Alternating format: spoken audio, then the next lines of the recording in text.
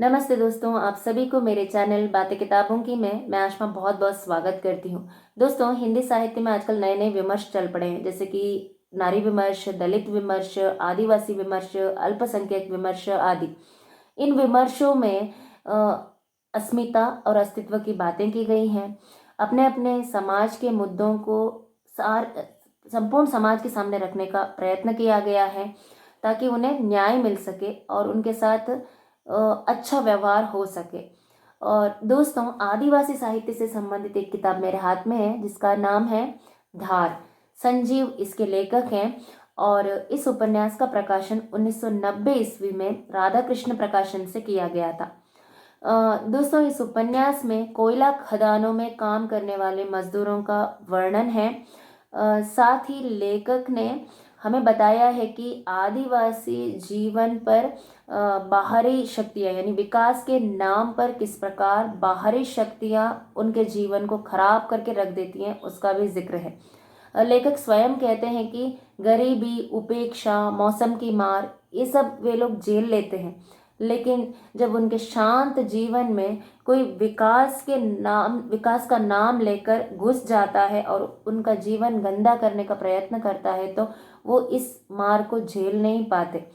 ये कुल मिलाकर आप कह सकते हो कि धार उपन्यास जो है आदिवासी जीवन की गाथा है। आइए दोस्तों, अब हम संजीव जी के बारे में जान लेते हैं। लेखक संजीव जी का जन्म 6 जुलाई 1947 ईस्वी को उत्तर प्रदेश के सुल्तानपुर में हुआ था। इन्होंने लगभग 125 के करीब कहानियां लिखी हैं। इनकी चर्चित कहानियां हैं 30 साल का सफरनामा, आप यहाँ हैं, भूमिका और अन्य कहानियां, प्रेत मुक्ति, दुनिया की सबसे हसीन औरत, ब्लैक होल, खोज, गति का पहला सिद्धांत, गुफा का आदमी। और इनके उपन्यास है किशनगढ़ के अहेरी, सर्कस, सावधान नीचे आग है, धार, पांव तले की धूप, जंगल जहां शुरू होता है, सूत्रधार, आकाश चंपा। इनका एक बाल उपन्यास है रानी की सराय, एक और बाल उपन्यास है डायन। इन्हें सर्वभाषा कथा प्रतियोगिता सम्मान से नवाजा गया है। इंदु शर्मा स्मृति अंतर्राष्ट्रीय सम्मान, भिकारी ठाकुर लोक सम्मान से भी नवाजा गया है। धार उपन्यास में जिस आदिवासी क्षेत्र का जिक्र किया है वो है संताल परगना का बांसगढ़ा क्षेत्र, यानी बांसगढ़ा गांव ही इस उपन्यास का मुख्य केंद्र है। उपन्यास का प्रारंभ होता है मैना, जो आदिवासी महिला है, जेल में अत्याचार हुआ है उसके साथ, और अत्याचार से जन्मे अपने नवजात शिशु को जेलर के पास ही छोड़कर वो चली जाती है। लेकिन जेलर साहब उस बच्चे को जेल के एक और कैदी, जिसका नाम है मंगर, उसको सौंप देते हैं। मंगर की दशा देखकर मैना अपने बच्चे को अपने पास रखने के लिए विवश हो जाती है। मैना अपने बच्चे और मंगर को अपने साथ लेकर बांसगढ़ा गांव पहुंच जाती है, जहां उसके पति फोकल हैं, उसके पिता टेंगर और उसके 3 बच्चे टिपका, लुत्ता और सितवा। सितवा जो स्त्री है यानी बच्ची है, लड़की है। वहाँ पहुँचने के बाद यानी अपने साथ मंगर को लेकर वहाँ पहुँच जाती है, तो लोग उसके साथ यानी बांसगढ़ा क्षेत्र के लोग व्यंग्य भरी बातें करते हैं उसके बारे में, लेकिन मैना किसी की फिक्र नहीं करती। उपन्यास में वर्चस्ववादी शक्ति के रूप में महेंद्र बाबू और सीताराम पंडित जैसे लोग दिखाई देते हैं। मैना के पति और पिता महेंद्र बाबू के पास दलाल के रूप में कार्य करते हैं। मैना की माँ ने इस चीज़ का विरोध किया, तो मैना की माँ को पूरे गांव के सामने ओझा बुलाकर उसे डायन घोषित किया जाता है और उसे पीट पीट कर गांव से बेदखल कर दिया गया था। उसी तरीके से मैना महेंद्र बाबू द्वारा चलाए जाने वाले तेजाब फैक्ट्री का विरोध करती है, तो उसे जेल भेज दिया जाता है। जेल से छूटने के पश्चात मैना संताल परगना के लोगों को अपने अधिकारों के लिए जागृत करने का कार्य करती है, किंतु अशिक्षित लोग इस बात को समझ नहीं पाते। मैना जानती है कि गांव में चलाए जाने वाली तेजाब की फैक्ट्री की वजह से ही पूरा गांव बीमार है और दूषित होता जा रहा है। मैना के इस विरोध में, इस आंदोलन में उसका साथ जन मोर्चा के अविनाश शर्मा देते हैं। वर्चस्ववादी लोग मैना को दबाने की पूर्णतः कोशिश करते हैं, किंतु मैना किसी के आगे झुकती नहीं। वो जब जंगल की तरफ जाती है तो उसके हाथ में कोयले का खदान लग जाता है। उसमें वो संताल परगना के लोगों को शामिल करती है। कोयला बेचकर संताल परगना के लोग जीवन काट रहे होते हैं, तभी पुलिस और सत्ताधारी लोगों की नज़र उस पर भी पड़ती है।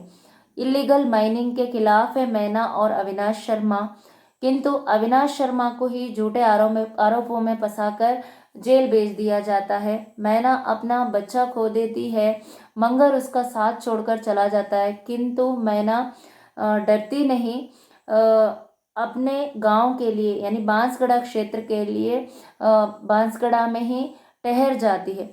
जब वापस जेल से छूटकर अविनाश शर्मा आता है तो मैना अविनाश शर्मा के साथ मिलकर साथ ही संताल परगना के सभी लोगों को एकजुट कर कर जनसत्ता यानी जन खदान बोलकर एक कोयले का खदान प्रारंभ करते हैं, और इससे राष्ट्रीयकरण करने के लिए वो अपनी आखिरी सांस तक लड़ती है। वो चाहती है कि संताल परगना के सभी लोगों के पास काम हो, उनके पास रोजी रोटी हो।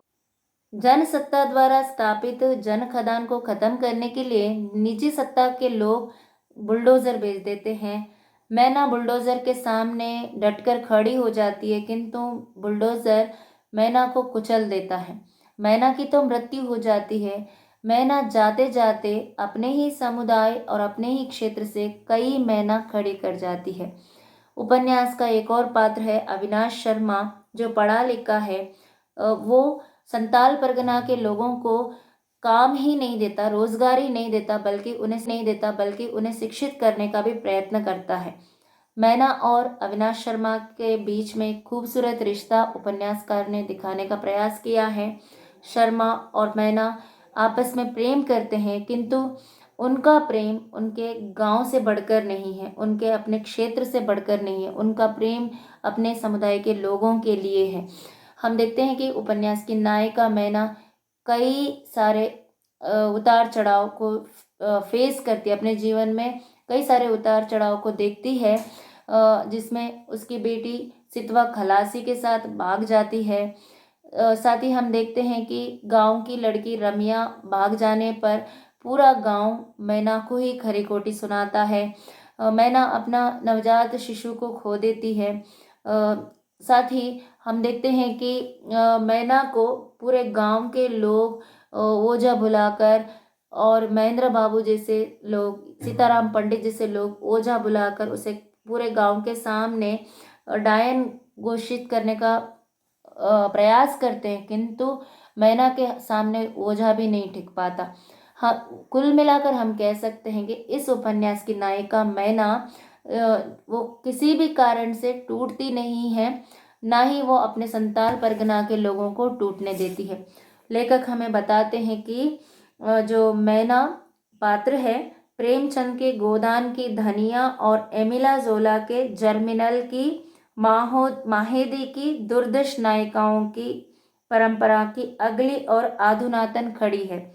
बाहरी और अंदरूनी 50 झंझावतों से जूझती, दलाल बनते जा रहे पिता, पति, पुत्री, परिजन, पुरजन और पतनशील परंपराओं से जूझती मैना हिंदी का अविस्मरणीय चरित्र है। कुल मिलाकर यह उपन्यास पठनीय उपन्यास, इसे पढ़ना ही चाहिए हर किसी को। आदिवासी समाज की अगर गाथा है तो वो है धार। सो ये रही इस उपन्यास की कथा वस्तु और समीक्षा। अगर आपको अच्छी लगी तो आप मुझे सब्सक्राइब करें, मेरे वीडियो को लाइक करें और ज़्यादा से ज़्यादा शेयर करें। अगले वीडियो के साथ फिर से हाजिर हो जाऊंगी। धन्यवाद।